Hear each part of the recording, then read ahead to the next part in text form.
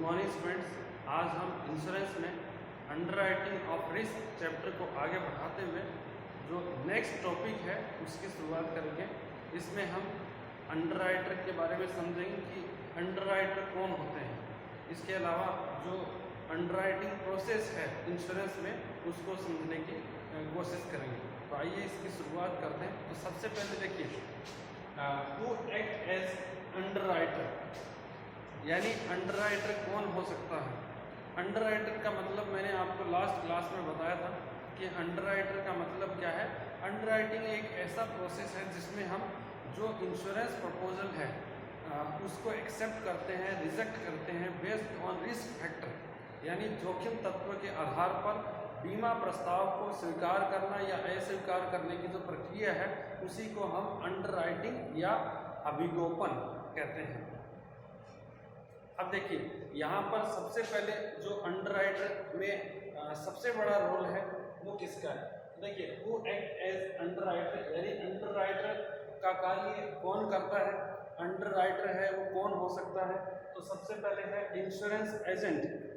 सबसे पहले insurance agent के द्वारा जो इंश्योरेंस प्रपोजल है वो एक्सेप्ट किए जाते हैं और यानी उसके पास इंश्योरेंस प्रपोजल पहुंचते हैं।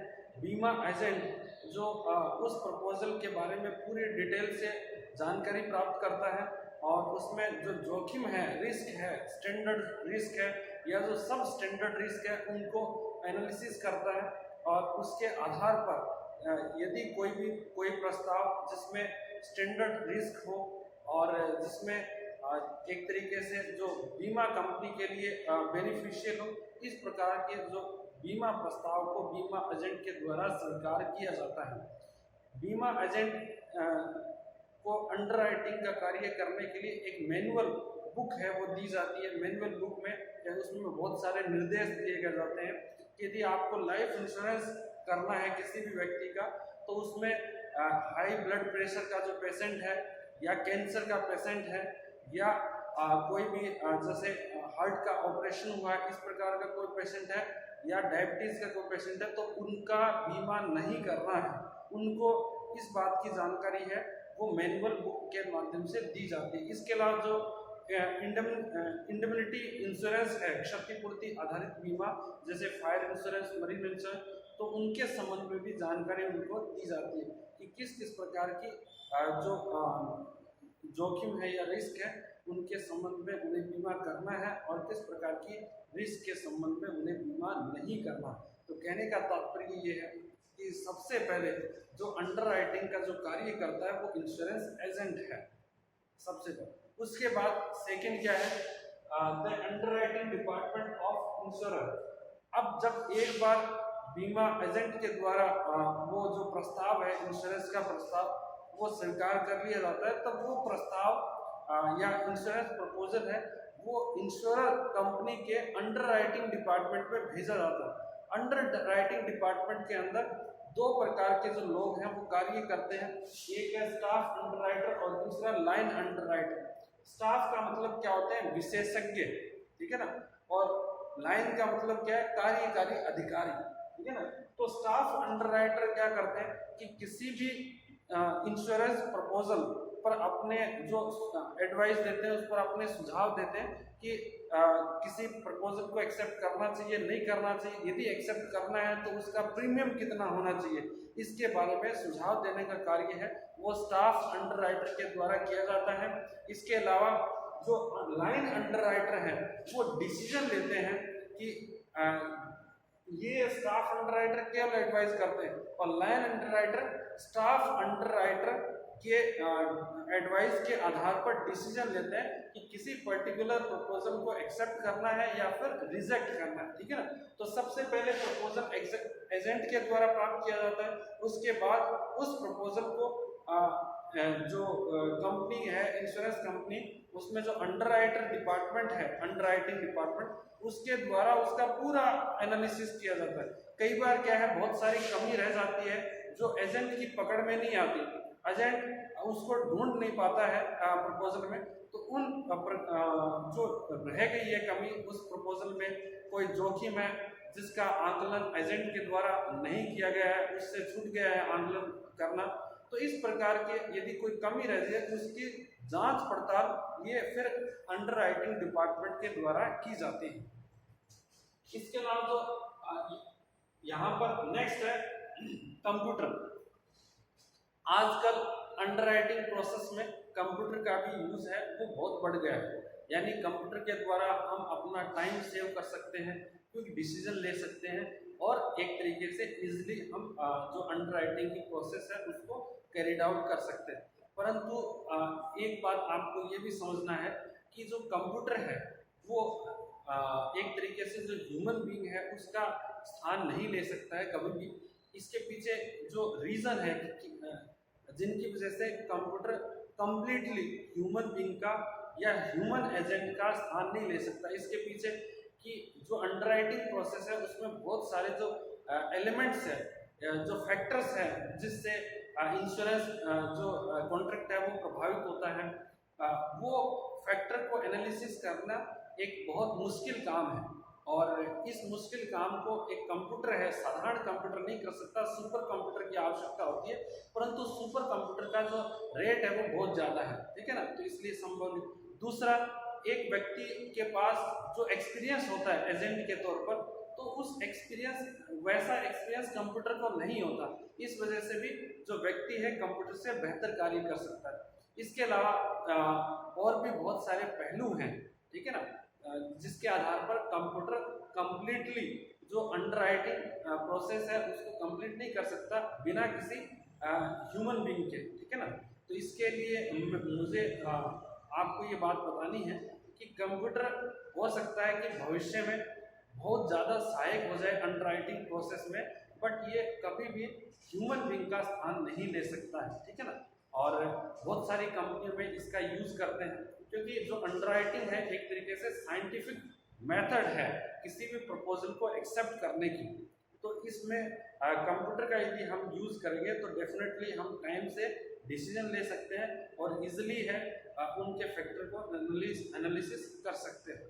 तो इस प्रकार से जो अंडर राइटिंग का जो कार्य है वो 3 लोग मिलकर करते हैं, एक इंश्योरेंस एजेंट, फिर कंपनी का जो अंडर राइटिंग डिपार्टमेंट है और फिर उसमें कंप्यूटर का भी सहयोग लिया जाता है।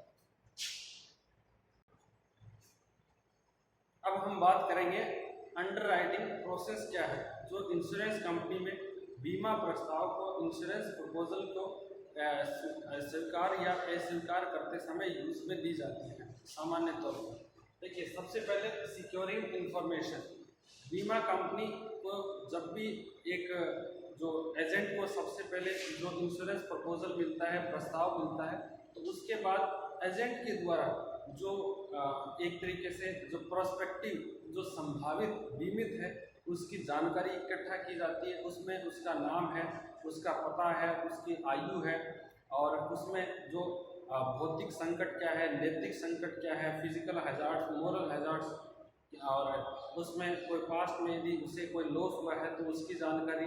इसके अलावा उसकी इकोनॉमिक कंडीशंस कैसी है, उसका कैरेक्टर कैसा है, उसका हैबिट कैसा है, तो ये सभी जानकारी उससे स्वयं से लेना है। उसके बाद उसके नेबर है उनसे कलेक्ट करना है, जो डॉक्टर्स हैं उनसे कलेक्ट करना है और जो अदर जो वहाँ पर पुलिस स्टेशन है वहाँ से भी उसकी जानकारी कलेक्ट की जा सकती है ज़रूरत पड़ने पर। तो जितने भी स्टेक होल्डर हैं उन सभी से उस पॉसिबल या जो एक तरीके से जो प्रोस्पेक्टिव या संभावित जो ग्राहक है या बीमित है उसकी जानकारी कलेक्ट करना है सबसे पहले काम, सिक्योरिंग इंफॉर्मेशन, ठीक है। उसके बाद क्लासिफिकेशन ऑफ इंफॉर्मेशन। जब हम एक बार उसकी जानकारी इकट्ठा कर लेते हैं, उसके बाद उस इंफॉर्मेशन को हम अलग अलग पार्ट में क्लासिफाई करते हैं, डिवाइड करते हैं। कुछ इंफॉर्मेशन क्वालिटेटिव इंफॉर्मेशन होती है और कुछ क्वांटिटेटिव इंफॉर्मेशन है। क्वालिटेटिव इंफॉर्मेशन में जैसे उसका कैरेक्टर है, उसका जो हैबिट है, वो क्वालिटेटिव इंफॉर्मेशन है। क्वांटिटेटिव जिसको आप नंबर्स में मेजर कर सकते हैं, उसका एज है, उसका इनकम है, पास्ट में कितना लॉस हुआ है, ठीक है ना, ये क्वांटिटेटिव इनकम है जिनको नंबर में, रुपीस में आप काउंट कर सकते हैं। क्वालिटेटिव का मैंने एग्जांपल आपको बता दिया, उसका हैबिट क्या है, उसका कैरेक्टर कैसा है, उसमें मोरल हैजार्ड कितने हैं, नैतिक संकट या भौतिक संकट, तो सब के बारे में जो जानकारी उनको अलग अलग तरीके से क्वांटिटेटिव और क्वालिटेटिव के आधार पर, एक तो गणनात्मक एक गुणात्मक आधार पर उनको क्लासिफाई करना है, और फिर प्रत्येक जानकारी को हमें एक तरीके से जो उनको सब्जेक्टिव तौर पर और ऑब्जेक्टिव तौर पर उनका विश्लेषण करना है। ऑब्जेक्टिव तौर पर क्या है, जो जनरल सभी के लिए है, और सब्जेक्टिव जानकारी है जो पर्टिकुलर व्यक्ति विशेष से संबंधित है। उसके बाद हम बात करते हैं नेक्स्ट, इवैल्यूएशन ऑफ इंफॉर्मेशन। जब हम जानकारी इकट्ठा कर लेते हैं, इंफॉर्मेशन कलेक्ट कर लेते हैं, उसको हम क्लासिफाई कर लेते हैं क्वांटिटेटिव और क्वालिटेटिव इंफॉर्मेशन के तौर पर, उनका हम सब्जेक्टिव और ऑब्जेक्टिव आधार पर, सब्जेक्टिव का मतलब क्या, जनरल, ऑब्जेक्टिव का मतलब जनरल आइटम जो सभी से जुड़ी हुई जानकारी है, सब्जेक्टिव का मतलब जो पर्टिकुलर व्यक्ति विशेष से जुड़ी हुई जानकारी है, सभी जानकारी इकट्ठा करना है। उसके बाद उन जानकारी का मूल्यांकन करना है कि जो हमने इंफॉर्मेशन कलेक्ट की थी उस आधार पर चेक करना है कि जो पर्टिकुलर व्यक्ति है उसमें स्टैंडर्ड रिस्क है या सब स्टैंडर्ड रिस्क है। स्टैंडर्ड का मतलब क्या है, अच्छी क्वालिटी की जोखिम, और एक तरीके से सब स्टैंडर्ड का मतलब घटिया क्वालिटी की जोखिम। तो यदि स्टैंडर्ड रिस्क है तो उसका हम बीमा कर देते हैं क्योंकि उसमें क्या है, लॉस की पॉसिबिलिटी कम है। यदि घटिया क्वालिटी की जोखिम है, जैसे उसका कैरेक्टर है वो ठीक नहीं है, वो अपराधी किस्म का व्यक्ति है, वो ड्रिंक जो है जो एल्कोहल है उसका यूज़ करता है, इसके बाद स्मोकिंग करता है, टोबैको कंज्यूम करता है, तो ये हैबिट है, तो ये क्या है, सब स्टैंडर्ड जोखिम है। उसका डायबिटीज़ का पेशेंट है, कैंसर का पेशेंट है, इसके अलावा हार्ट अटैक का पेशेंट है, ठीक है ना। तो इस प्रकार से हमें उस प्रपोजल को, उस इंफॉर्मेशन को इवेल्युएट करना है, और यदि स्टैंडर्ड जोखिम है, लॉस की संभावना कम है, कंपनी के लिए जो पॉलिसी करना बेनिफिशियल है, तो उसके बाद उस प्रस्ताव को स्वीकार कर लिया जाता है। और जो घटिया किस्म के जो सब स्टैंडर्ड हैं, जो जोखिम वाले जो प्रस्ताव है, उनमें क्या करते हैं, नेक्स्ट जो प्रोसेस है उसका यूज करते हैं, डेवलपिंग अल्टरनेटिव्स। ऐसे रिस्क जो सब स्टैंडर्ड की है, जिनका बीमा नहीं किया जा सकता, उस स्थिति में बीमा कंपनी द्वारा उनके लिए अल्टरनेट डेवलप किए जाते हैं कि किसी भी तरीके से क्या संभव है सब स्टैंडर्ड रिस्क का इंश्योरेंस करना, तो उसके लिए वो अल्टरनेट पर विचार करते हैं, और क्या उनसे जिनमें ज़्यादा जोखिम है, लॉस की संभावना है, क्या हम उनसे ज़्यादा प्रीमियम चार्ज करके बीमा कर सकते हैं। इस प्रकार से हम क्या करते हैं, अल्टरनेट विकसित करते हैं, विकल्प विकसित करते हैं इस प्रोसेस में। नेक्स्ट है सेलेक्टिंग द बेस्ट अल्टरनेटिव, और उसमें से यदि कोई भी अल्टरनेटिव हमने विकसित किया है कि भाई जिनका स्टैंडर्ड रिस्क है, जो स्टैंडर्ड रिस्क से जुड़े हुए, उनका हम कम प्राइस पर, कम प्रीमियम पर बीमा कर सकते हैं, जिसमें स्टैंडर्ड रिस्क की मात्रा कम हो, सब स्टैंडर्ड घटिया किस्म की जोखिम है, जिसमें लॉस की संभावना ज़्यादा है, उससे हम ज़्यादा प्रीमियम चार्ज करके बीमा कर सकते हैं। तो जो हमने अल्टरनेट या विकल्प विकसित किए थे, उनके आधार पर उनका जो सेलेक्ट करना है, सेलेक्टिंग बेस्ट अल्टरनेटिव। उसके बाद एग्जीक्यूशन ऑफ द डिसीजन।